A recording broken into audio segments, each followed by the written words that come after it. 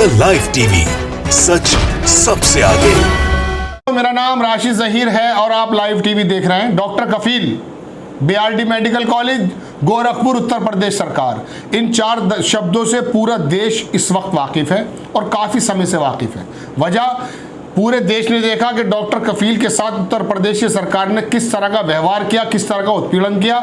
इसको धत्ता बताते हुए कोर्ट ने, हाई कोर्ट ने और सुप्रीम कोर्ट ने भी डॉक्टर कफील को किस तरह से राहत दी है, किस तरह से बचाया है और किस तरह से उत्तर प्रदेश की सरकार को हम कह सकते हैं एक लताड़ लगाई है। इसके संबंध में खबर है, बड़ी खबर। एक बार फिर दोबारा से उत्तर प्रदेश सरकार को अपना ही मुंह देखने की जरूरत महसूस होने का मौका हाई कोर्ट ने दिया है। कहा, डॉक्टर कफील के खिलाफ दोबारा जांच का आदेश वापस। ये सरकार ने खुद लिया है कई जगह डिफीट होने के बाद। सुप्रीम कोर्ट में भी डिफीट हुई, हाई कोर्ट में भी डिफीट हुई, लेकिन सरकार ने अब तंग आकर के 4 वर्षों के बाद एक डॉक्टर का उत्पीड़न करने के बाद क्या वजह है वो हम आपको बताएंगे। लेकिन अब वो आदेश जो जांच के थे वो वापस ले लिए हैं।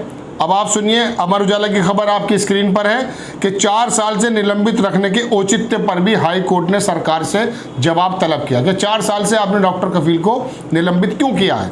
बहरहाल हम आपको बताते हैं, पूरी खबर सुनिए कि बीआरडी मेडिकल कॉलेज गोरखपुर में ऑक्सीजन खरीद घोटाले के आरोप में निलंबित चल रहे डॉक्टर कफील अहमद के खिलाफ दोबारा जांच के आदेश प्रदेश सरकार ने वापस ले लिए हैं। कुछ इनके पास कोई रास्ता भी नहीं बचता था। सुप्रीम कोर्ट तक में प्रदेश सरकार गई थी कि इनकी राशुका को दोबारा से तामील कर दिया जाए, लेकिन वहां से भी इनको डिफीट ही मिली थी। बहरहाल डॉक्टर कफील अहमद ने हाई कोर्ट में याचिका दाखिल कर निलंबन को चुनौती दी है। इस पर हाई कोर्ट ने प्रदेश सरकार से जानकारी मांगी थी कि डॉक्टर कफील को 4 वर्षों से निलंबित क्यों रखा गया है। बहरहाल इसमें दूसरी बात उन्होंने कही थी कि एक बार जांच रिपोर्ट दाखिल होने के बाद दोबारा जांच आदेश देने में 11 महीने का समय क्यों लगा दिया गया है। आगे खबर सुनिए, डॉक्टर कफील के खिलाफ 24 जनवरी 2020 को दोबारा जांच का आदेश वापस ले लिया गया था। इसके नीचे लिखता है, सबसे इंपॉर्टेंट जो बात आपको बतानी है खबर में, कि प्रदेश सरकार को किस तरह से लताड़ लगाते हुए हाई कोर्ट ने कहा कि अदालत के पास विचारणीय मुद्दा सिर्फ ये रह गया, यानी कि गौर करने लायक मुद्दा सिर्फ ये रह गया है कि याची को पिछले 4 वर्षों से निलंबित रखने का औचित्य क्या है। याचिका में कहा गया कि याची सहित 9 लोगों के खिलाफ विभागीय जांच प्रारंभ की गई थी। इनमें से 7 को बहाल कर दिया गया है, जबकि याची के खिलाफ जांच रिपोर्ट में कोई तथ्य पाए न जाने के बावजूद दोबारा जांच का आदेश दिया गया। अब तक उसे निलंबित रखा गया है। कोर्ट ने इस मामले पे अब 10 अगस्त को सुनवाई करेगी। बहरहाल ये खबर हम आपको बता रहे थे कि उत्तर प्रदेश की सरकार ने जांच ना करने का निर्णय किया है दोबारा। पहले वो 11 महीने में उसने रिपोर्ट दी थी और डॉक्टर कफील को फिर एक बार राहत मिलते हुए पता चला कि ये 4 साल जो उनके गुजरे जेल में या बाहर, वो किस तरह से एक डॉक्टर का उत्पीड़न किया गया है, किस तरह से एक डॉक्टर को जो वहां पर बच्चों की खिदमत कर रहा था, अपनी सर्विस को अंजाम दे रहा था, सरकार ने अपनी कमी को, अपनी कमजोरी को, अपनी ऑक्सीजन की सप्लाई की जो कमजोरी थी उसको छुपाने के लिए डॉक्टर कफील को एक मुद्दा बनाया, डॉक्टर कफील को एक बकरा बनाया और उसको जेल का मुंह देखना पड़ा। वजह उसकी क्या थी आपको मालूम है कि कोर्ट ने इसको बार बार बता दिया। बहरहाल ये पूरा मुद्दा आपको मालूम है कि उस समय बच्चे मर गए थे गोरखपुर में ऑक्सीजन की सप्लाई ना होने की वजह से, तभी से ये मामला गरमाया गया था। अब इसको ट्विटर पर भी जंग शुरू हो गई है और बुद्धिजीवी वर्ग और सब तमाम लोगों ने सरकार की किसी तरह से जो है ना खिंचाई शुरू कर दी है, लेकिन सरकार के कानों में जू कहाँ रेंगती है। आप सुनिए, आईपी सिंह ट्वीट करते हैं कि वर्षों की प्रताड़ना के बाद डॉक्टर कफील खान निर्दोष पाए गए। कोई चारा ना बचने पर सरकार ने खुद दोबारा जांच का आदेश वापस ले लिया है। क्या डॉक्टर कफील खान को, जिन्होंने अपने निजी एजेंडे के लिए प्रताड़ित किया गया, उन पर कोई कार्रवाई होगी? सत्य की जीत हुई, पर क्या यही इंसाफ है?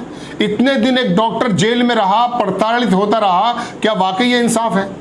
और अब सरकार को जो काम सरकार ने अब किया है, कोई रास्ता ना मिलने की वजह से ये काम पहले भी कर सकती थी। पहले तो वो सुप्रीम कोर्ट तक गई थी कि जेल में रहने के बावजूद भी जब रासुका का समय पूरा हो गया था, दोबारा से रासुका इन पर लगा दी जाए। डॉक्टर कफील कितने बड़े आतंकवादी थे, पूरे देश ने देखा। फिर उनको किस किस मुकदमे में किया गया कि जेल में रहकर ये लोगों को भड़काने का काम कर रहे थे। भड़काने का काम तो योगी जी आप भी कर रहे थे। चीफ मिनिस्टरशिप से पहले गोरखपुर में आपके बयान यूट्यूब पर पड़े हैं, आप देख लीजिए आप किस तरह का बयान दे रहे थे कि यदि हमारी एक बालिका को ले जाएंगे तो इनकी 100 बालिका को ले जाएं। बालिका तो बालिका होती है, सबकी होती है, वो बेटी आपकी भी हमारी सबकी एक जैसी होती है। ये कौन सा संविधान की बात आप बता रहे थे मंच के माध्यम से कि उनकी अगर वो हमारी एक बेटी ले जाएंगे तो उनकी 100 बेटी ले आएंगे? तो ये कौन सा, ये भी तो भड़काऊ बयान था। भड़काऊ बयान के बारे में भी तो कहा गया था ना। बहरहाल इसके बारे में हम आपको बता दें कि आईपी सिंह ने लिखा कि आपकी हिम्मत और जज्बे को सलाम। ये डॉक्टर कफील को कह रहे हैं ईश्वर के घर देर है अंधेर नहीं, हमारी कोर्ट में भी देर है अंधेर नहीं है। जिसने आपके साथ साजिश की उस पे भी इस धरती पर अपने गुनाहों का हिसाब देना होगा। कहने वाले का नाम है आईपी सिंह। इसके अंदर डॉक्टर नारायण रूपानी भी एक बात लिखते हैं कि बीमारी ना तो ये सरकार है और ना डॉक्टर, बीमारी है पुलिस और जुडिशरी।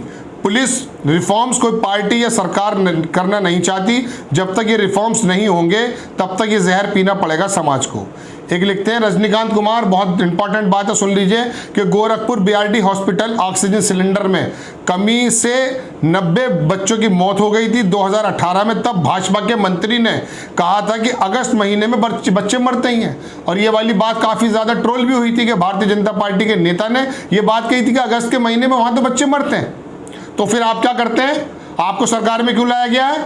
आपको इसलिए लाया गया है कि अस्पतालों के अंदर वो ज़रूरी सुविधाएं आप दें जिससे मौतों की परसेंटेज कम हो। आपको तो इसलिए लाया गया है। लेकिन भारतीय जनता पार्टी का नेता क्या कहता है कि भाजपा के अगस्त के महीने में बच्चे मरते ही हैं। इस बात को लेकर जनता के बीच प्रचार प्रसार करना चाहिए। तो इस तरह की बात है। राम कुमार यादव लिखते हैं कि 4 साल की उनके जीवन के उतार चढ़ाव का जिम्मेदार कौन होगा? वही जो बात मैंने आपसे कही कि एक डॉक्टर की जिंदगी के 4 साल जेल में और कचहरी और कोर्ट के अंदर चक्कर लगाते हुए हो गए, उसका जिम्मेदार कौन होगा? इस बात को लिख रहे हैं राम कुमार यादव। उनके जीवन में लगाए गए प्रश्न चिन्ह और अविश्वास पैदा करने वालों का क्या होगा? क्या इसी तरह से देश प्रेम और ईमानदारी की परीक्षा बेईमानों के लिए देना पड़ेगी? तो निश्चित देश बर्बाद हो जाएगा। कोई भी व्यक्ति ईमानदारी से देश सेवा नहीं कर पाएगा। देखिए डॉक्टर कफील के संबंध में 1-2 लाइन में हम अपनी बात करके ख़त्म करते हैं कि जब 2018 में बीआरडी कॉलेज के अंदर ऑक्सीजन कम हो गई थी, उसका बकरा बनाते हुए इनको जेल में डाल दिया था। और उसके बाद जो ये बोलते थे, कुछ बात इन्होंने कही, नागरिक को, सब लोगों को अपना जो है अपना जज्बात को, अपने जो एक्सप्रेशन उसको एक्सप्रेस करने का अधिकार है। उसके बाद इनके ऊपर रासुका और दुनिया भर की चीज़ें लगा दी और बॉम्बे एयरपोर्ट से इनको गिरफ्तार कर लिया गया और कई जगह ऐसी घटनाएं देखने को मिली हैं, आपको सब मालूम है। लेकिन बहरहाल बड़ी खबर यही है कि डॉक्टर कफील का जो उत्पीड़न पिछले 4 साल से सरकार कर रही थी, अब सरकार को घुटने टेकने पड़े। और अदालत ने भी कहा कि अब हमारे पास सिर्फ ये है कि ऐसा क्यों हुआ। इसी पर विचार करने का मसला है कि 4 साल तक एक डॉक्टर के साथ इतना तरह का उत्पीड़न क्यों हुआ, उसको निलंबित क्यों रखा गया। लेकिन प्रदेश सरकार की नाकामी है कि किस तरह से डॉक्टर कफील को उसने जेल में डाला, उस पर रासुका लगा दिया। उसकी वालिदा यानी कि उसकी माता, उसकी बीवी, उनकी गुहार को पीछे डालते हुए योगी सरकार ने या सरकार ने, उत्तर प्रदेश सरकार ने किस तरह का काम किया सब जानते हैं। एक डॉक्टर का काम था लोगों की जिंदगी बचाना, और इसी डॉक्टर कफील ने इसी पेंडेमिक के दौरान फिर दोबारा रोल अदा किया, वही अपनी जिम्मेदारी निभाते हुए कि लोगों को बताया कि किस तरह से पेंडेमिक का मुकाबला करना है, कोरोना का मुकाबला करना है। तो डॉक्टर तो अपनी बात को करता रहा, लेकिन प्रदेश सरकार ने अपनी तरफ से कोई चूक नहीं छोड़ी। इनको जेल में डालने की, इनको परेशान करने की, इनको निलंबन रखने की। लेकिन बहरहाल सरकार को हाई कोर्ट ने एक प्रताड़ना, एक लताड़ लगाते हुए कहा कि आप इस बात का जवाब दीजिए कि इनको 4 साल से निलंबित क्यों रखा है और क्यों इनका उत्पीड़न किया है। द लाइव टीवी, सच सबसे आगे।